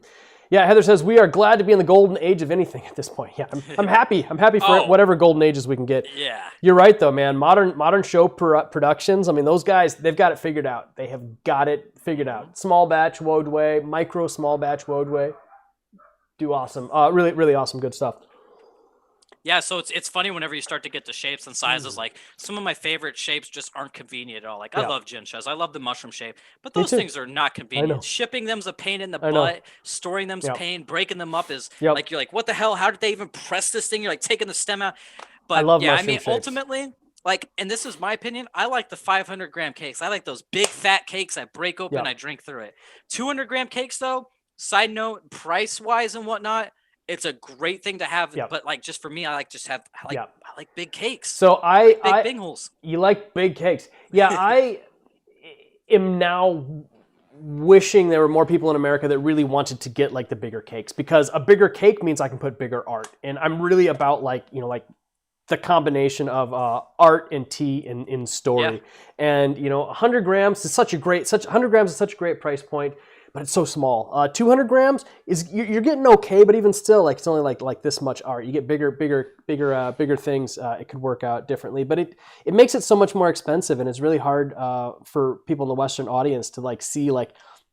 I mean, for example, like Top of the Cloud. I mean, this Kunlu Shaochamu right here. The reason we pressed it in 100-gram cakes as opposed to 200 is because that year things just got much pricier, and I still wanted to have it, and I still wanted to sell it, and so we sell that 100-gram one for, I don't know, $35 or $40. If that was a 200-gram cake, that's $80. And so that automatically, like, people just look at that tea differently. And I don't want people just to buy samples. I mean, I'm happy when people do buy samples, but I want people to get the full thing, the full experience. And if that was like a 400-gram cake, you're talking $160. You're like, that's a big price for it's a big price for some people. So there's some interesting decisions that have to be made that you wouldn't even have to even worry about in the Chinese market. It's like whatever, they can sell 357-gram cakes all day long. Yeah. So I'm going to piggyback off this on some interesting thoughts. That's kind of just from my perspective. So when I look at a cake, and this is going to sound a little interesting. My pu'er, that's kind of like, it's not necessarily my pet or my children, but like it resembles that. So when I have a cake, I think that there's a relationship between me and that cake. And that sounds a little odd because it's something you drink. But there is, right? From day one, I know the original aromatics. I'm storing it, I'm feeding it up there, making sure the humidity, I'm checking in on it. And if I drink that one cake over the course of 10 years, which I don't have the luxury of, we could talk about that later. Everything I have is gone within like a year. I can't stop sending it to people. But you start a relationship with that. And I'd love to see this. People have this same cake, they pull it out, they smell it. Oh, it smells different than this whenever they had it 6 months ago, a year ago, right? And that's why I started up this whole thing whenever I did the Almost series, which was unique to me because my best friend passed away, and there's a connection between taste and aroma that if you really dedicate your mind to that cake, you will build a relationship, whether you want to call it that or not. And over those years, you are progressing with that tea as you're helping it develop too. And it's such a beautiful thing to experience. Because imagine everybody that's in this now, they might be in their first few years of it. You could go back on your tuition cake, and I recommend if you have your first cake, it wasn't good, hold on to that thing. Don't get rid of it. Just hold on to it. Check back 2 years, 3 years, 4 years, see what happens. It's fun. That's something that we try to communicate with our customers as well. And there's like the whole story of the Russian customer who's just like, cake is a sample, which is kind of funny, but it's absolutely true. Like when you have a relationship with a single product that you work your way through, because the Bing hole is going to taste different than the outside. While we're right there in chat, somebody wanted to know. I'll explain how I do it first. They want to know how we go about actually drinking and breaking open a cake. I will use. So I like to actually, so what I'll do is I'll start with a cake like this, and this is super heavily compressed. I like to work in from the outside and kind of go up that way. There we go. Get it proper. We use the Bing Slayer. So I like to go in like this. Sometimes I'll work in from the outside, but I like to go in like this and kind of work my way around. I work from the back first because I like the prettiness of this, especially when we're taking pictures and photos for Instagram. People like to see that hole. Sometimes I'll take a cake and I'll just break it all the way up and kind of work it that way. But that's me. Proust, if it's if it's a cake for you, and you're not going to be sharing it, and you're just going to be drinking it through a session, how do you work it? Man, I have less than 10 cakes of my own. So yeah. If it's a cake that I have, if you guys watch me on Instagram, I just take that sucker and I snap it in half. Just man. snap it. I snap it in half, and then I just take it from right there. The way that you've got, honestly, it is best to go bing hole to outer edge because for one, you're going to be going away from your body. Yeah. You never want to stab yourself in the abdomen. I'm not sure who likes to do that, but if you go like this, you're going to end up doing that. You don't even necessarily need a tray. They're nice. They're aesthetically great. But I would break it in by going from the bing hole out. You leave the naphi alone, plus you have the outer edge. You want to use that, like the cake, you want to take the underside and use that first, because the top of it is beautiful. I mean, part of tea is always going to have the aspect of aesthetics, right? Whether it's how you present everything, whether it's your pot. Like nobody's just going out there buying a pot just because it worked great. They want to see a certain shape. They want to, like we're visually part of your session is going to be what you're seeing, right? Right. So yeah, it's a lot about the like visuals. when you pull out a cake and you're about to drink it, and you can see those nice leaves when they were pressed on the top. Because if you guys know how they press cakes, they put them on the top, they put the naphi, put some more leaf on top, right, steam it, and you just get to see that nice little edge. Lama, we got a question in chat on Instagram. Yeah, the Tea Time Castle asked, in Europe we have higher regulations when it comes to the importing tea. How is it for you in the U.S.? Can you import all kinds of teas from China? It's the U.S. is not as strict, but it's different because each individual state can and does potentially enforce their own interesting rules. So there's stuff that you got to work through if you're importing large enough stuff. Like with the FDA and having registered importers and things like that. It's not as strict as it is in the EU. And the EU has its own interesting take on like why they are strict on things and stuff like that. But it's kind of complicated. But yeah, there's some interesting differences between the US and Europe on that. Seawin says, Bing size talk is so sexy. What's going on, Seawin? How are you? Thanks for joining our chat. And just so you know, people in the Europe, trust me when I say, I could probably speak for both of us that our heart goes out to you. We would love to see you guys get those charges. Trust me. Ultimately, I know how off-putting it is to see that double the charge comes up at that. Yeah, it's an interesting. The more I get into the more we get into like tea as production and shipping and international stuff, the more I start to see. Just kind of like weird stuff. Like the thing that really got me is like we had a tea, that missed, like the EU standard on pesticide by like 1 part per million, and it technically wasn't EU certified at that point because it missed it. And it was a really interesting thing because it was a particular element that isn't actually even used in China, and the EU set a standard that was like, okay, it's got to be less than like 5 parts per million. But what they had actually done was, and this is something that there was a large amount of error that they specifically knew was a large amount of error that could come through for this specific one. And it used to be much lower. It was like they had a much lower threshold, but then the EU wanted to work a better trade deal with China and knew that this was like a wiggle point. And so they went from like 3 to like, or 5, or they went from 5 to 3, or they moved it around so that it would actually like, they knew that the number of false positives that would come from this would be like an incredibly large number of teas that could no longer be imported into the EU. And then the EU waited until like China was just like, hey guys, let's work something out. Like this isn't going to work. And then they're like, okay, we'll go ahead and like move that point, like back 2 or 3, which accounted, like it was the whole thing was entirely political, and it really kind of like soured me on just like the whole side of like tea regulations that you don't normally see. It was just like, it wasn't entirely like, hey, like we have, like the people's best interest in mind. Like they'll work it, for their own advantage. And it just really frustrated me to see stuff like that. But if you guys have any more questions, pop them up in chat, put them in caps so that I can see them. Cause otherwise I might miss it. I'm getting tea drunk. Yeah, just be super thankful, everyone. Like, think about the day and age we live in where we have postal systems that can actually ship us tea, right? Like, you can even go down to, like, Japanese tea. Green tea used to never be able to be accessible because, like, outside of 2 weeks, it's no longer fresh. Then you look at pu'er, like think about it, like prior to the 1980s, I don't know if anybody in the US really would have tried pu'er much. So now we're like an expansive area where now like we've got even some Western vendors, like Crimson Lotus tea right here. It's a great position to be in where you don't no longer just be able to read about it, you could actually access it. Now, there is some truth about being able to read about some historical stuff in the pu'er world, not being able to try it. But if you have the kind of money to be able to read about the 88 Bing and buy it, then trust me, you'll be fine. You'll find it if you've got the cash flow. We got a question in chat. It's not a question. So Juicy Swant said, lovely idea, experience of connection. I have cakes and teas that I pair with place, experience in nature. Nice. And Guchu Studios ask, are you going to China this spring, Glenn? It's still up in the air. It's probably not looking like it. But we realized, with our connections and what we can do and get done, that we were able to make it through last year without being able to get into China.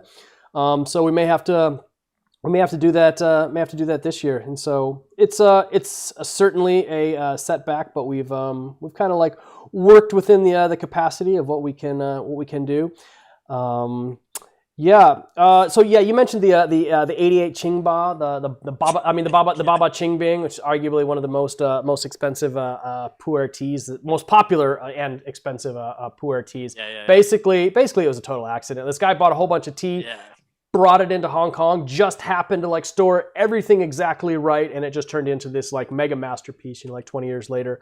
One of my friends, excuse me, in Yunnan, who has a lot of experience with a lot of the older teas like that, he actually found a lot of similarities between Top of the Clouds and the Baba Qingbing, so which I thought was gave me some hope that we're doing some of the storage right on this. So.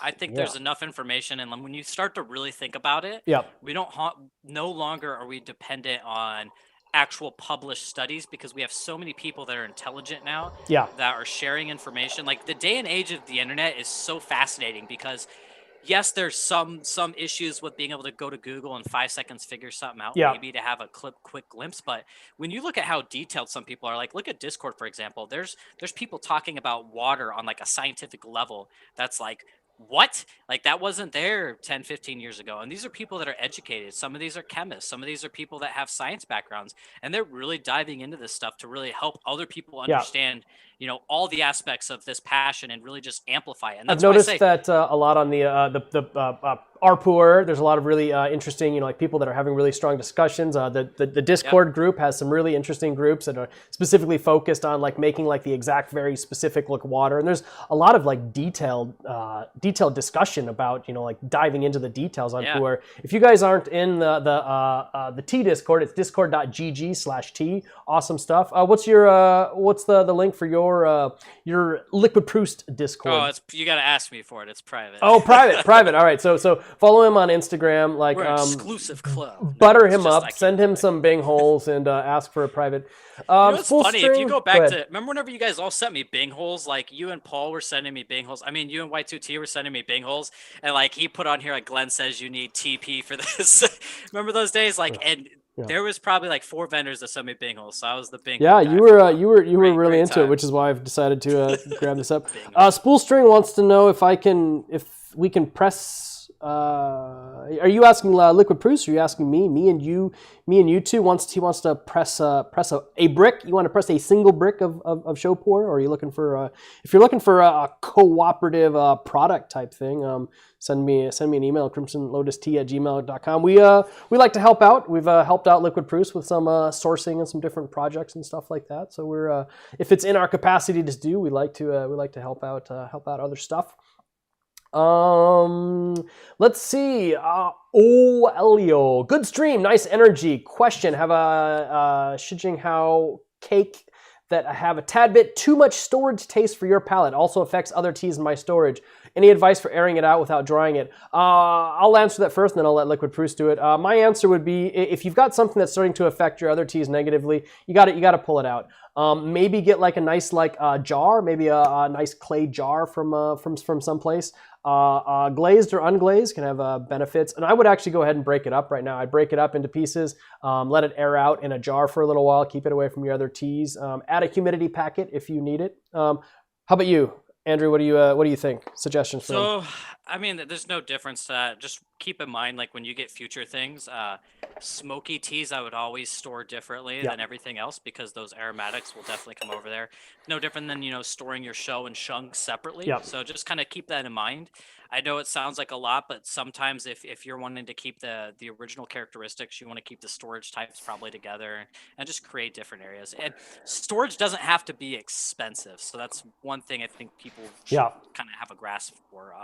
Our Slumbering Dragon. Breaking it up is a great piece of advice there. Though. Slumbering Dragon, we always store our Slumbering Dragon different from the rest of our teas. Like we'll even if we're shipping more tea over here, like those are sealed separately. Slumbering Dragon has such an incredibly strong funk that it would absolutely make all the teas around it smell exactly the same way. So somebody wants to see, why does it seem like black tea is looked down upon by enthusiasts? I think when people look down on black teas, they're looking down on generic India, Assam type black teas, which are just absolutely proliferated in the market. There's incredible black tea experiences that are capable and possible from Yunnan Dianhong. Oh my gosh, I absolutely love Dianhong, and there's some really great stuff. But at the end of the day, I think it's still fairly finite what's possible in the black tea sphere. And pu'er tea, it's just get anything. I mean, any kind of tea that you look at will have high-end quality stuff being made, right? Yeah. I mean, if you go outside of Yunnan for a moment, like Sun Moon Lake black tea in Taiwan sometimes could be some of the most depth you'll find in a tea. But on a standard like raw pu'er for the versatility that it has, I think is unmatched. Just absolutely. Period. Jugpan wants Dianhong rum barrel. You got any black tea in a rum barrel? That could actually be super awesome. This could be tricky, right? Because a lot of Dianhong, and I've got to be careful because it could be pretty hairy stuff, and then that's when you've got to watch when the hairs get attached to the side of the barrel. Now I can separate that. I'm trying to think. Malty, can I do it? Oh yeah, that's not a problem. I actually put some. I put some GFZ in a rum barrel. So GFZ black tea is really expensive, and I'm making some really risky moves doing that. But I wanted to see what would happen. I wish there was an easy way for people to do these experiments. When you get to barrels, like it's not a small feat. If you want to talk to like a local distillery, more than likely they don't use anything smaller than like a 30 gallon, which is the size right here. And if you're putting less than 10 pounds of tea in there, honestly, it'll look pathetic because 10 pounds of tea will go up like 4 inches, and you'll be like, what? Yeah, that's why we impressive how much you could put in these. We don't have for our rum barrel stuff in China. We don't have access to like amazing distilleries that are doing stuff like that. So we have to buy like custom made like barrels, and then we have to charge them with rum ourselves. And so we soak them ourselves to kind of get the same effect. And how big are yours?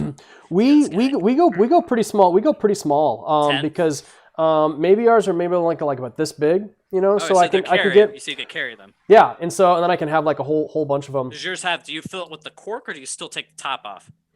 These ones, the top isn't removable, so I. Okay, so you have like a bigger cork then. Probably So it's I actually like the first thing I do is I just drill like a giant hole right through the top of it so that I can do it that way, and then I just cork it back up with it's not even a cork, but I'll take like a cloth seal and put the same drill plug that I took back out to put back out to get into. Let me tell you what. So I do the ghetto way. I've got one of these guys. And then I've got all this stuff. So this is like my setup over here. There you go. It is, let's just say it's a workout in itself. And I know how to work out. Like it's intense. Like they really close these up because the alcohol is expanding and the fermentation. Yeah. It's a lot of work. And it's also pretty terrifying to close them back up because if you don't do it right, you have a gap on the lid.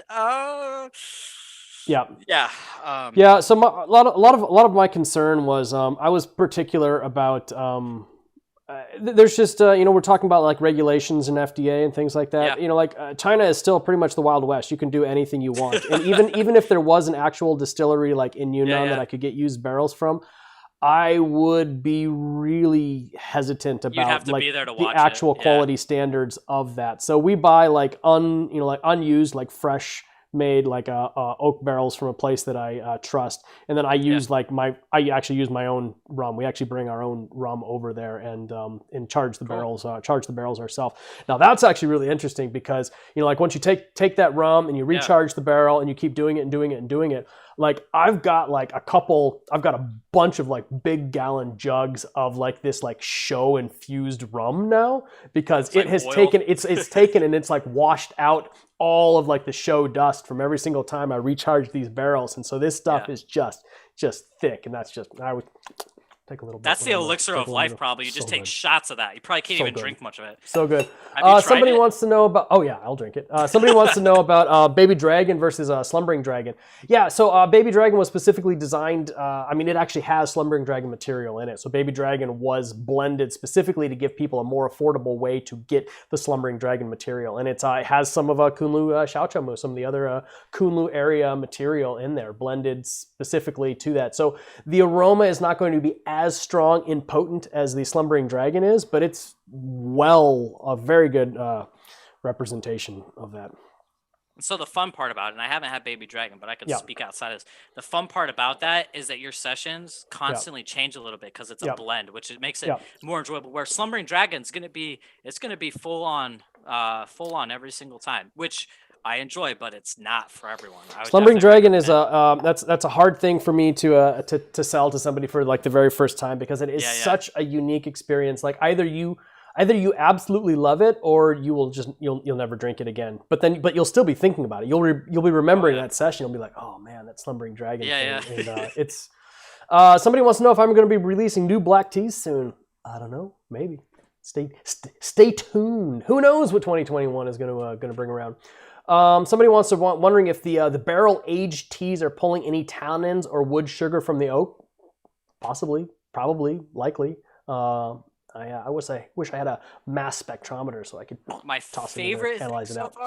Is after 3 years, not even one sign of mold. I'm like so thankful. But somebody tried to explain to me like alcohol is going to prevent that in some ways, and I was like, I don't understand. But all I know is like after 3 years, no mold, nothing on it. I'm like, thank you. Because could you imagine like putting like $1,000 inside a barrel, hoping the tea's going to go well, and you open it up and all of a sudden you're like, well, just lost all that money.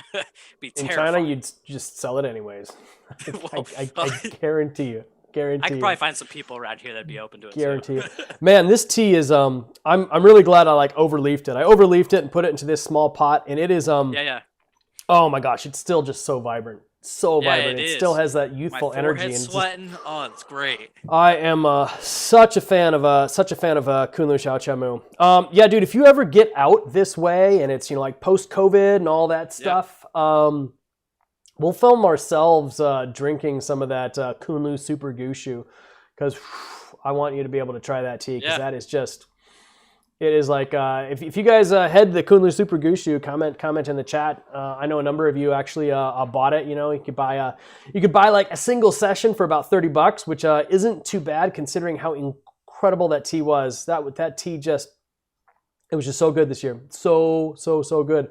Yeah. Well, shoot, we've been going at this about 90 minutes. You want to give it another like 5 or 10 or something like that? And all right, man, we need a teleporter. So like real talk, if I get out there, and it's gonna happen, we're gonna have a tea party for sure. Sure, we can work it out. Like the West Coast, there's West Coast, best coast. You. I'm not gonna disagree, but you guys have so many people that are into this, and there's a lot of potential for some really fun sessions to be had over there. Yeah, absolutely.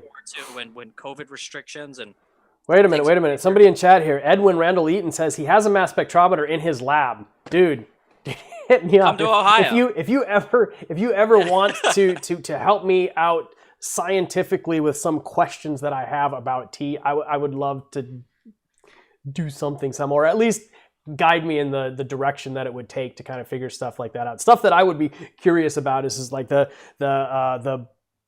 postulation that if you do a really strong first steep and discard it, most of the caffeine is gone. I'm like, okay, that's great. Like, but like how much? You know, like if you take a tea that has a known caffeine quantity and you're brewing it gung fu, like what percentage is in a 10-second steep, a 20-second steep, a 30-second steep? I want to know, like, you know, because a lot of people are really curious, like, man, can I have like a good tea experience, but I don't want to have the caffeine. I'd love to be able to say like, hey, go ahead, steep it for a minute, discard it, and like you can still brew it, and it's going to have 50% less caffeine, something like that. What Lori Dawson says, West Coast loves you, Andrew. Yeah, if you came out here, the Dawsons are going to be here. We're going to be having tea with them. We're going to be having a session. If I come out there, it's going to be like, you know, old time feast, because that's how I am. Like, I like to share food, tea, and a big part of who I am in person is laughter. Like, yeah, dude. I got it. You have fun. Smiles and laughters. It's just how I am. And I'm respectful the way that I go about it. I just like to see people really happy. People be happy. And sharing food and tea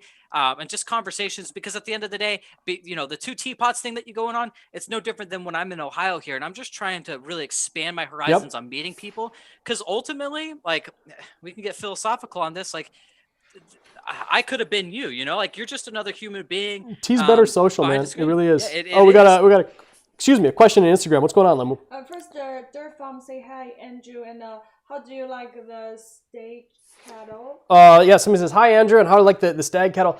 I really like the stag kettle, but I got to admit, I really wish it poured faster. I love the aesthetics of it. I love the design. I also wish. I wish that the handle was actually brought over here to the side for myself. If I'm steeping a lot, I like to kind of hold something this way because it makes it just a little bit ergonomic. You know, if I'm pouring from this, I can just do it with my hand. If I'm already pouring it here, I got to do shoulder, and that just it's starting to work my shoulder. Another question, Lama? Julie Straught asks, question: What can store cake of tea in when I travel or go on camping trips? I currently use Ziploc bags. Yeah, if you're traveling and it's short term, Ziploc bags are great. Yeah, Andrew, you agree? Don't overthink it. Don't overthink it. That's my advice. Mylar bags are probably your best option, but a Ziploc bag, I can tell you myself.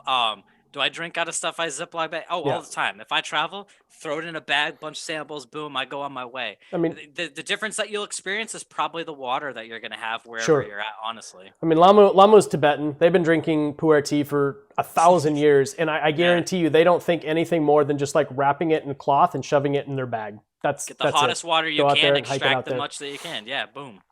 Let's see. Other questions and stuff. There was somebody else popped up there. Oh, Edwin says, you know, like, hey man, if you're interested in doing like mass spectrometer work, we can talk. Send me an email, please do, man. I would love to. I would love to understand more about tea and the nuts and bolts of what is actually in it at a molecular level. Would be fascinating to me. I find.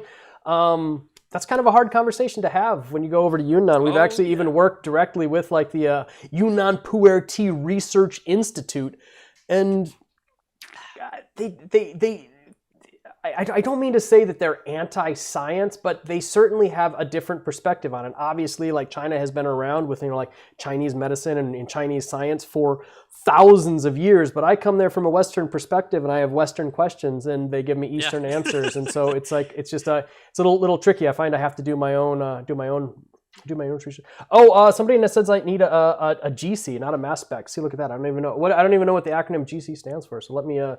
Just do all the things. Do it all. I'm over here trying to figure out like how I can use tachyon particles to make my pu'er 30 years older than it is right now.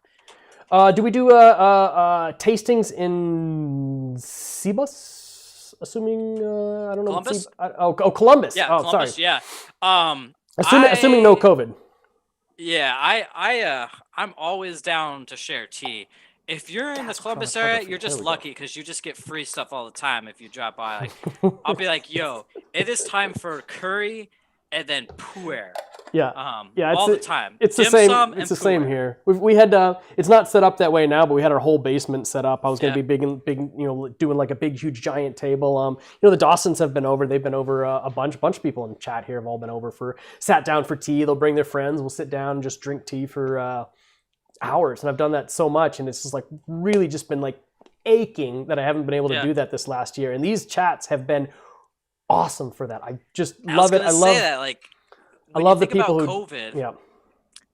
the accessibility of people getting on the internet, being at home more, I feel like the community's grown. And while we miss being physically there, I'm happy to see things expand, which is such a nice thing, which is weird because I've met more people in my hometown online than I have during tea. And it's like, I don't get to see them face to face, but like I know more people. So when this is over, it's going to be like after talking for months online, like finally seeing them face to face, it's going to be like this reunion of somebody I never met. It's going to be really cool and really weird, but it's going to be like, let's just drink tea until we forget that we never actually saw each other in person until today and just be like, yeah, we'll be blissed out. And I am glad that we decided to double tea this, because this was good. Like this, no, dude, this is I haven't had this good of a session with KXQM in quite a while. Mostly lately I've been doing it with the tea balls. I've got, like the Kunlu Elemental. I kind of tried to have a little sciencey fun and created a pu'er Elemental table with all sorts of different fun, cool stuff on there.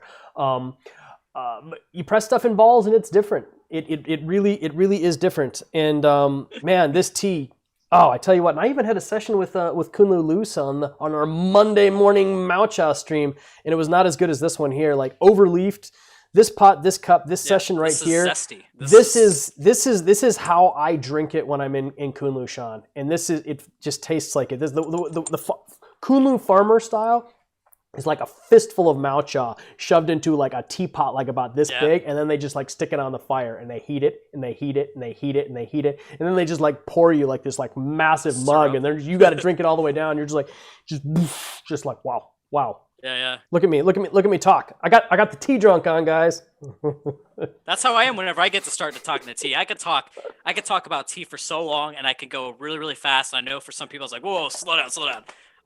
But I mean, if it's one thing I'm passionate about this, right? I mean, I stick to the three things about like when I come to tea, like it's experience is number one, community is number two, and the third one's education. And I stick to those three things because that's quality of life improving for everybody. And I hope we see more people jump into this. I hope we see more collaborations and all that stuff. Yeah, absolutely. Frank's got a question here. Does boiling water with different kettle types, Tetsubine, silver, stainless steel, whatever, actually make a difference? And should they be used with nicer pu'ers? Absolutely. And this is something that you should experiment with and come to your own conclusions. Brewing in iron versus brewing in silver. Absolutely. And I've even found like you can kind of combine things. Like if you've got like a really nice like Tetsubine, it's iron, it's like you got it, like heated over like a charcoal stove or whatever, and then you actually like brew in clay and then drink in silver. You can kind of get some really, really interesting combinations. But yeah, like water is essential, and what happens to the water on an electrochemical level, I'm not entirely certain. I don't understand how silver makes things different just by being in silver. The only way I can assume is it's somehow electrochemically altering the structure of the water. If you talk to like a traditional like Western like Eastern traditional Chinese medicine person, they're gonna tell you that it's infusing light. And like while like I understand that from like the right side of my brain, like the left side of my brain is like, dude, how are you putting light into it? But I don't know. It's an interesting question. So your thoughts on water and stuff like that? And brewing Tetsubine and stuff like that. Maybe final question on that. Yeah, water is a very tricky one, and I'll tell you, I don't put too much stock and time into it because for me, I'm jumping across the teas. You can change a lot in water, and my recommendation here is to talk to the people that have really done some extensive stuff on it. Fantastic stuff. The Discord is discord.gg/tea-water. That's where you go. Full of people who have that information, and super thankful for them because yes, it can make a difference. Silver, if you can afford a silver kettle, will definitely change how you're going to be pouring the tea out. Is it necessary? No, but if you could do it, sure. My opinion on silver is silver cups is probably the way to go unless you have the resources to get a pot.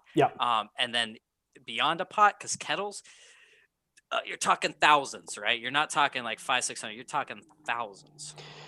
Yeah, and in shipping is really tricky. We sold a couple silver kettles back in the day when we were doing a lot more of the silver stuff. And when you're shipping a $1,500 order and USPS delivers it to the wrong house, that's a heart attack. That's a straight up heart attack. Thankfully, the person, apparently one of their neighbors was like, hey man, I got this silver kettle. It's got your name on it. You want it? And there we go. but stresses me out. But a silver cup. Silver cup will do the exact same thing as a silver teapot in my experience. Yeah, and it was fun to drink with. Like, I don't pull the silver cup out much because there's some emotional attachment to it, but it was really fun to drink with the silver and the porcelain side by side because I don't do it too often, which is nice. It definitely shows how the astringency and top notes, elevate into different ways and really pull out. Yes, the acronym cake, KXQM. Yeah, there should be a Z in there, but KXQM. That was really good. It's good. Yeah, I like that, and it's rare that I get to drink like really fresh shung much because a lot of the people, because again, I am looking at the community and what they're asking for, I kind of go for, and right now, like I'm stuck in that. Like I like that teenager, the pu'er, the stuff from 2006, 2008, 2009. Well, that's why I wanted to. Yeah, that's what I sent you. That's why we went with the middle-aged bing hole, because I know that's what you dig. So we got about a minute left. Thoughts, final words, anything? I'll give you the final minute to say whatever you want to say, man.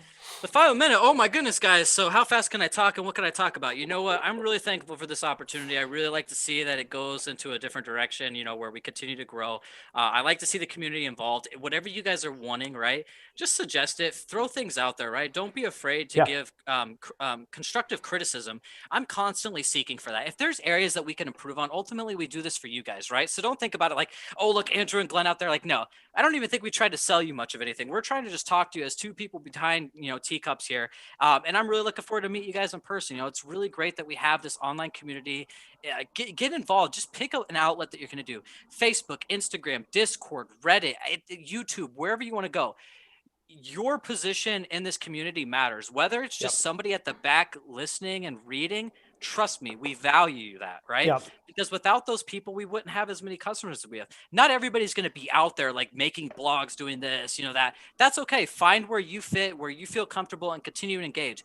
But please don't be afraid to ask questions on this journey, right? That's the best part about it, because I know how daunting it could be to jump in there and be like, holy crap, there's like 14,000 options. I don't know what this is. I don't know what Yes, every little piece of your session can vary. If it's water, if it's vessel, if it's, I don't know, it could be climate. It could be all these different things that change how you're experiencing this tea. Enjoy it. It's a journey.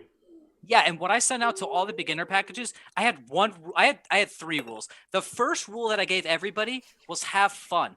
Please keep that in mind. I know some people look at this very analytical, they don't get results, etc., and they get upset. Please, please try not to fall into that. Reach out. If you want to have calls, trust me, there's a lot of people here that'd be fine getting on the phone, getting on video calls, trying to talk to you. This community is exactly why I'm into this. If it wasn't for the community, I wouldn't have a shop. I wouldn't be selling tea. I wouldn't be sourcing. I wouldn't be doing group buys. But it's because I like to see what happens when people come together. And just really it elevates my experience as a human in my time on this earth. So I'm thankful for all of you. I look forward to chatting with whoever's there. I look forward to seeing what kind of criticism we have. And I really look forward to seeing what you've got here. You didn't even announce next week's yet, have you? I have not announced next week's host. I have not announced next week's host. Yeah, let's this is awesome. Let's go ahead and do the drum roll. Actually, last chance. If you guys wanted to guess what max concurrent was, go ahead, put that number in there, and guess max concurrent. And if you guessed correctly the max concurrent, I'll send you out something nice in your next order. Team, so go ahead and toss it in there. So we do these once a week. I have a full schedule. I've got people actually packed into the schedule through next March, which I'm very excited about. But dude, you guys, I have been so excited about this. All month. I didn't want to jinx it. I didn't announce who it was. Next week, I've got Marshall N. And if you guys don't know who Marshall N is, Marshall N is the official Western voice pu'er tea blog on in English for 15 years. Go to marshalln.com. Read through his deep, dense, authoritative blog resource on his teas and his experiences. It's going to be a week from tomorrow, so Saturday. It's going to be a Saturday afternoon because he's in Asia, and so it's going to be Sunday morning for him. It's going to be Saturday night for us. How amazing is that? I'm so excited. And Marshalline, if you're watching, thank you so much for the opportunity to come on and have some tea with us. So yes, Marshalline, next week gonna be awesome. Super excited about that. We do a little tea thing Saturday night as well. It's midnight tea club. You guys are welcome to join us, and we also do a morning matcha where you get to watch me be incredibly sleepy and fumble through stuff until like the tea high hits, and then I'm ready to go. Dude, this is so great. And I will plug that I do Binghole Sunday in Discord. So every Sunday, it varies on time. If you guys ever want to drink tea, and I'll discuss what Binghole Sunday means, because there's definitely a relation between the wording of that. Yep. If you guys ever want to drink tea with people online with video, voice, every Sunday. Last week was an exception, but every Sunday, just jump in there, join the tea party roll. But yes. Yeah, midnight tea club. Wolf wants to know if for us it is starts at 9:30 p.m. Pacific time. And we usually brew for 2 hours. We brew a shung, gets us nice and high, brew a shou, brings us down. And so that's awesome, dude. This was a fun stream. Thank you so much for the time. And this is great. All right, man. Love you a lot. And everybody in chat, thank you so much. And we'll see you guys next time. Take care, everyone. I love you too, by the way. Love you too.